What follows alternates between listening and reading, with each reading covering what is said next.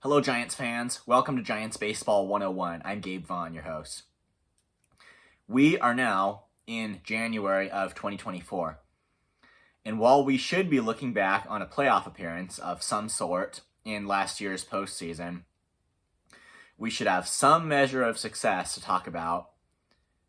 I literally cannot believe that we are having essentially the same conversation as we were at about this time last year about just the Giants being in a bad spot because they have not been able to get done what they thought they were going to be able to get done. And I'm sure that to some degree or another, this has been the case all along, but I think especially this year, it's just been the case that the media in a lot of capacities has really tried to shift blame off of the Giants, and it is definitely a fact that there are people who are just ready to come to the rescue of the Giants front office as far as getting blamed for not signing the top level talent, and I see some of the reason for using current circumstances to try to put it that way. But I've mentioned this before, and I'll say it again now, that you would have a really hard time getting me to believe that the reason the Giants have only one playoff appearance over the last 5 years is because nobody likes the Giants, nobody wants to sign with them, and they just get the unlucky turn every single time, and because San Francisco is such a horrible place to live, and unfortunately, I just don't buy that as a valid explanation for why the Giants are just missing the playoffs so much, and after what we thought was supposed to be the end of a successful rebuilding effort, which I will definitely get into a little bit later. It's also been reported that the Giants have matched the offers they've matched opposing offers on free agents, like most notably Shohei Ohtani and Yoshinobu Yamamoto, who both signed with the Dodgers. And I find it interesting that the key word there is matched. They matched it, which is at least different to me than exceeding it. I mean, baseball doesn't have a salary cap right now. I'm not saying it's never coming, which, not to get too off topic, but the Players Association would get pretty mad. I don't know how that would ever be negotiated, so it's probably not. But we know that baseball does not have a salary cap right now. So that's why it doesn't impress me too much to say that the Giants matched the offers that were opposing their own. And I said before I wasn't going to go on a rant about the Giants' failure to sign Ohtani in the sense of going on a rant and blaming them for not going higher, for the mere reason that I would probably look like a fool, because when you get to $700 million, maybe at some point you look like a fool if you keep just saying they need to go higher. That's why I didn't come right out and say it, but hopefully for those who are able to read my mind, hopefully most of you don't actually think that I was ever excusing the Giants for failing on Ohtani. But this is the position that they're at right now, and I think that a lot of this can be attributed to their misapplication of legitimate baseball strategy, which includes over-reliance on things that should not have been relied so heavily on. And that is something that I want to get into here, and I feel like the Giants have misapplied some concepts, and they've just kind of overdone it on their strategy on certain things, and apparently now they're starting to kind of realize that, but for some reason they are still unable to get anything done. So just follow me here as I just revisit a little bit of Giants history. For those of you who have watched me for a significant amount of time, you probably know that I am generally just kind of about like winning games in the present moment, and never more than right now for the Giants when they're just so they are just so in need of a season where they can actually contend, and that I'm not. I just couldn't stomach another big rebuilding spree, and that's the very reason why I stress the importance of being aggressive the past 2 trade deadlines, and that is something that the Giants completely failed to do, and it is directly related to their failure to make the playoffs in both of those years. But please don't think that I'm saying that rebuilding is never the right strategy. I'm not saying that it is never the right thing to do. And if you just want the clearest example, I'm going to share with you the reason, and this is the reason why the Giants won 3 World Series titles in the last decade, in 2010, 2012, and 2014. We know that was their golden age, and that's what we want them to repeat. It was just a high moment in San Francisco. Just every even year, they would just come back and win a championship, culminating in a 7-game win over the Royals in 2014. And you just got to see so many legends play just when they were in their prime. We saw Madison Bumgarner, Buster Posey, Brandon Belt in 2014, Joe Panic.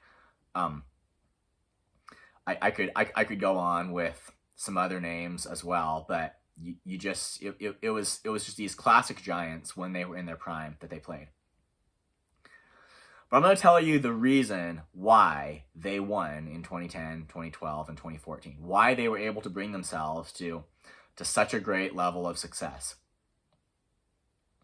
And it really starts, and I don't want to include too much irrelevant detail here, but Brian Sabean was brought on in the 1990s as the general manager of the Giants, and his original strategy was always to keep the team in a win-now mode. He wasn't... He was always the type to sacrifice top prospects for instant gratification. He was not willing to wait. It was just the team's strategy, and for a lot of reasons that are complex, part of that I'm sure being that it was what they realized their fan base needed if they were going to keep attendance rates up. But they were aggressive on the free agent market and in making trades, and they wanted players who had a proven track record of major league success. But Sabean's one thing was that he wanted to, in all of that, the one thing he really did emphasize as coming from their farm system was pitching. And I think, this is just my opinion, but I think you can pretty clearly see that Sabean brought his philosophies that he probably had when he was a college coach over to when he started working in the pros for the Giants. Because it's always what they emphasize at the amateur levels above everything else is pitching, at least a whole bunch of the time. That's what gives everybody the competitive advantage. And it's not until you hit the pro level that it kind of all starts to even out, and some think hitting beats pitching as much as pitching beats hitting, but I mean, maybe that's beside the point. But as far as what talent contributes and the competitive advantage it brings, I guess that's where we see it start to even out a bit. But that's where I think Brian Sabean got that. It was probably, in a sense, his college velocity that, as far as farm system development, he thought that was what would work best for the Giants. And he kept the Giants just competitive at the top of the game in the late 90s and early 2000s. And it was a good time for them. They played the Angels in the 2002 World Series, and it went to Game 7, and they lost, but I mean it was still obviously a memorable series.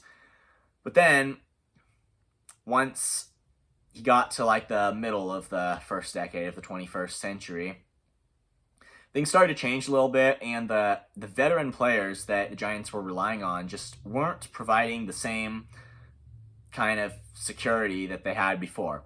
They weren't giving the same level of performance. Of course, Barry Bonds was still killing it, but you just would have seen a situation where maybe the effects of age and maybe injury too are starting to show themselves a little bit. Sort of like what we've seen with the Giants, the Giants veteran players in recent years, and certainly with Brandon Crawford in the last year. It was kind of a similar situation, and they started losing, and their success just it wasn't kept up, and they realized then that they needed to do something. And then Brian Sabean, and as well as Giants owner Peter McGowan, they thought about it, and they realized something that probably wasn't a pleasant realization, but it was what had to be realized. And Brian Sabean came out and said, older and experienced hasn't worked out. And that, ladies and gentlemen, was the start of their turnaround. Because Brian Sabean assessed the situation, and he came out and he said what needed to be said. And I don't think that was what the fans wanted to hear. I'm sure it was not. They were probably even less happy when Barry Bonds left after the 2007 season, even if the Giants would still have had a good chance of re-signing him. It did not make everybody thrilled, but patience paid off. The Giants were able to transition themselves into the next decade and come at it big. Well, they drafted Bumgarner and Posey, and Posey reached the big leagues in 2009 for a short stint, and 2010 was when he actually broke out. I believe that was the year that Bumgarner broke out as well. And the Giants, from their farm system, they started putting their legends on the field. And they won the World Series. They went all the way and balanced that out with getting trade acquisitions as well. Went all the way in 2010. Did it again in 2012 and again in 2014. But if you look at history, and if you accurately study it, you find out why the Giants won these 3 World Series titles the way they did. It was because Brian Sabean, the general manager, did what he said what needed to be said, and he did what needed to be done, and it was that rebuilding plan, timed just right, that worked. Now, what about when you get to about the end of the 2010s, and you see the Giants again? Things are again just not turning out for them, and it's certainly nothing like fans remember in say 2014. And especially after that 2018 season too, where despite the terrible 2017 season, many people thought they were going to be good in 2018. And they just weren't. I mean, they started out okay, and if they had kept up some great moments, it would have turned out differently. And then Farhan Zaidi came on after that in 2019, and he had a rebuilding plan. So you wonder, like, and it seemed to everyone like a good thing, what he was doing there and how he could build up their farm system. And if it worked in the past, honestly, why couldn't it work again? Why couldn't the Giants come back stronger than ever? What we realized, though, is that if Zaidi's rebuilding plan started in 2019, well, right now, as I recorded this video, it's the second day of 2024.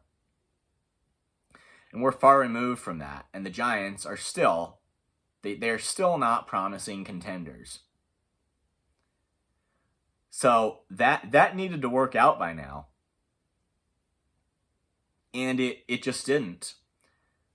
And I believe it's because some things have gone wrong along the way. And part of this, yes, has been not capitalizing on opportunities to win when the opportunity presented itself. And yeah, that would have involved taking some risks. But I have to be careful how I say this, but I genuinely feel like the Giants have been too analytically driven in some cases. I mean, analytics are great when you know how to use them, but if you let them get out of control and instead of you using them like they start managing you, it can sometimes hurt a team. I mean, it really can. And we know Farhan Zaidi, analytics was that was the way he was brought up. When he started working for the A's under Billy Beane, but Beane said in Zaidi's first years that he was absolutely brilliant. And let me be abundantly clear, he absolutely was. And I honestly think that he was a genius there. It's clear, though, that he's carrying some of that over into the present era for the Giants. And yet it has seemed to be an organizational philosophy that whatever analytical tendencies we're talking about, whether it's trying to improve bad players because you see something and you think you just have a unique evaluation on that player, which has been a big part of it, and also to using unique game strategies, and this goes from platooning to the pitching and whatever, and I don't know what goes behind the scenes in their analytics department, but I think it is probably a big contributor to what goes on the field and off it as far as how they build their roster. But as analytically driven as they've been, it seems to have replaced the traditional element of the game. And well, obviously they don't have a competitive team because they don't have baseball's best players.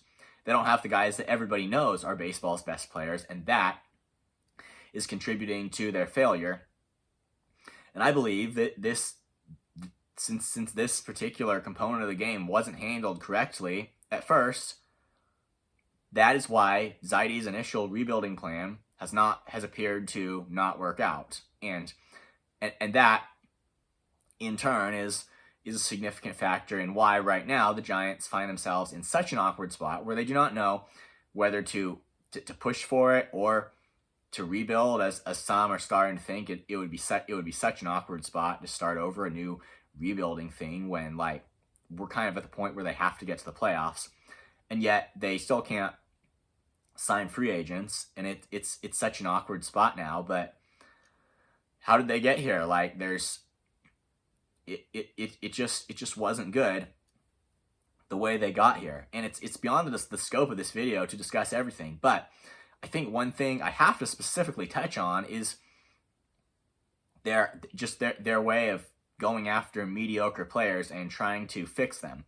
And I feel like successes with some, I think they've actually, even though it's turned those players into immediately productive guys for the Giants in the few cases where it has been successful.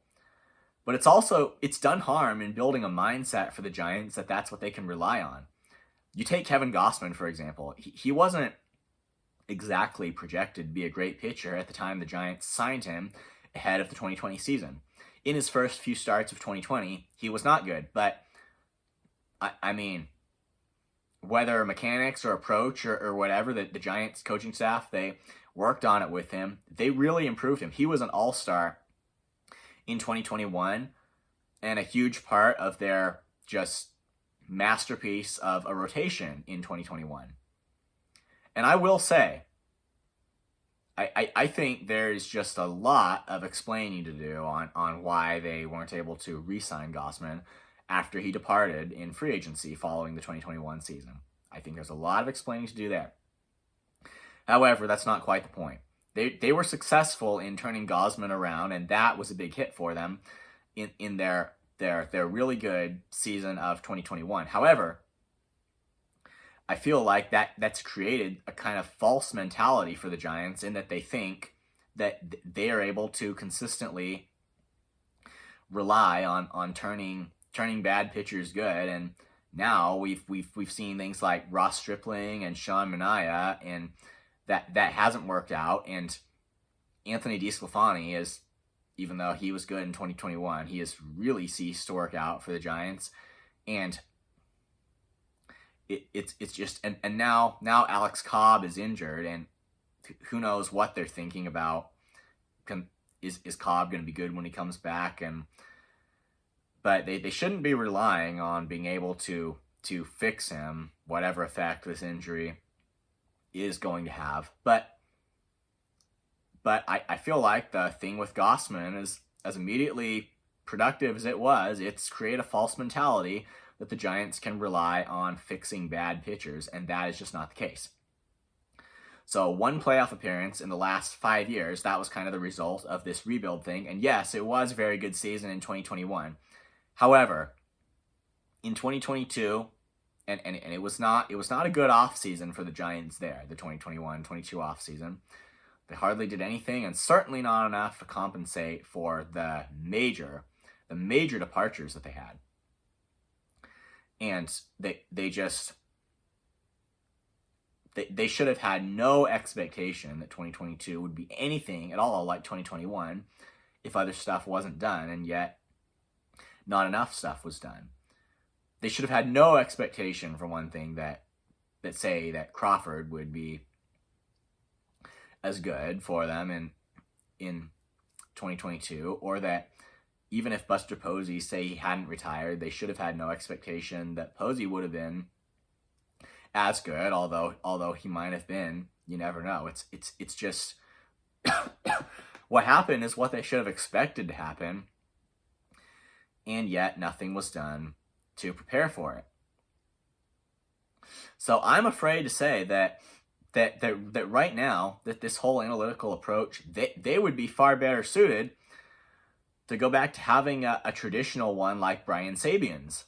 They really would, in their particular circumstance. I can just speak for this particular team right now because I know what's going on, and it's not working out. And Brian Sabian's rebuild is it's kind of a parallel to what the Giants have been trying to do in recent years, but it was successful, and I just think because some things went differently, and it would just it would be beneficial for the Giants in this situation if they could just have a return to the traditional aspect of the game. It really would. And I mean, even the signing of catcher Tom Murphy, and I'm not saying that was necessarily a bad thing, and it's because I think there genuinely is a role that could fit him into, but this whole platoon thing, like, that's what that is. And I just, if they consider that to be doing something in the off season, like that doesn't fit the description, unfortunately. So as for where they stand right now, it's just that there is no question that they have to be willing to take risks, and they've acted like they were going to be willing to take risks in the past and then not done it, most notably at the trade deadline here. And signing another starter, whether it's Blake Snell or Marcus Stroman or whoever, the market is competitive for them. So the final contract with whatever team it was with it would be a risk. It absolutely would, and there is no avoiding that fact. It's going to be a big contract for any one of those top starting pitchers on the free agent market. And these guys aren't the youngest ever. I mean, a player who's looking for a long-term deal when he's in his early 30s, it can sometimes, it's not exactly a sense of security. But unfortunately, because of where the Giants got themselves, these are the kind of risks that they have to be willing to take. And I am not even sparing applying this to Cody Bellinger. Did he have 2 bad seasons before the 2023 one? Yes, he did. And maybe the Giants have a lot of outfielders, but I just go back to what we're talking about. Like, there were good projections for the Giants in 2023, including, but not limited to, Fangraphs that actually projected them to win enough games to probably lock down a wild card spot. But the Giants roster, it just, whatever they were trying to do strategically, it just did not match up to the optimism that the best numbers put forth, and they were not able to squeeze out those few extra wins, which that is the whole precedent for them having to jump in, take a gamble, and make another investment. So, and that is why we can apply this to Cody Bellinger too, and I can just say, I hope that, I sincerely hope that no mediocre player is going to be blocking Bellinger from getting a spot on the Giants roster. We already have so-and-so, and you replace that with whoever, and it's not good enough. Whoever's out there on the free agent market is out there, and I will say too that I personally have more confidence that Bellinger would be good if signed than even Matt Chapman, honestly. Just maybe I'm the type to kind of go by the previous year's statistics over everything else, and maybe sometimes I've done that a little too much, but if you ask me what I feel like, it is that, honestly. But I mean, this pitching thing, you have to deal with the fact that there are guys out there who aren't the youngest ever, and Yoshinobu Yamamoto was available. We talked about that. Like, that is done now. Giants, for whatever reason, were out of the bidding for him before he finalized a contract with the Dodgers, which, to me, that is fishy in its own right. But they're going to have to take a risk here, and it's just not a joke, honestly. And before closing, I'll just say again that matching everybody else's bids, for the sake of argument, let's say that it is true that players don't want to come to San Francisco because it's a bad place, or just say that for the sake of argument, and that alone is a point as to why it's not going to be good enough if the Giants just match everybody else's offers, because the player's going to get the same amount of money. Then where might he choose for whatever reason? And it's maybe more than a player is worth under normal circumstances, maybe more than the contract he could reasonably expect to land under different circumstances. But the Giants are just going to have to give a few of these, at least a few of these free agents, a lucky day on as far as payday, to give themselves a chance to compete in 2024. So lastly, I think just awkward spot for them, absolutely.